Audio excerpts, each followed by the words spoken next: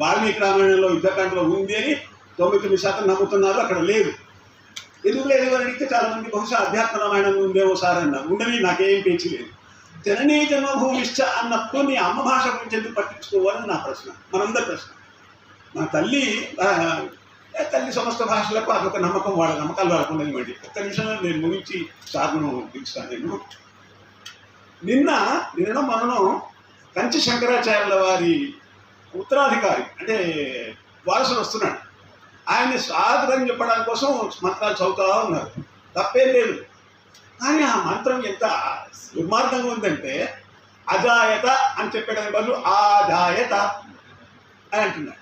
రాజన్య బాహు రాజన్య కుట గురుతర వైశ్య అని ఉంది కుశసూక్తంలో. ఆయన రాజన్య అని చదువుతున్నాడు. రాయేంటి అర్థం, జన్య అంటే అర్థం ఏంటి అంటే సంస్కృతం మహాపండితులు సాక్షాత్తు శంకరాచార్య వారి దగ్గర చదువుతున్నారు. అందువల్ల మనం చాలా లోతుగా పరిశీలించవలసిన అవసరం ఇది. చంద్రశేఖర్ చెప్పిన విషయాలన్నీ కూడా ఆలోచించాలి. పెద్దలు, మహానుభావులు, గౌరవనీయులు శివశరెడ్డి గారిని ఈ చర్చను ప్రారంభించవలసిందిగా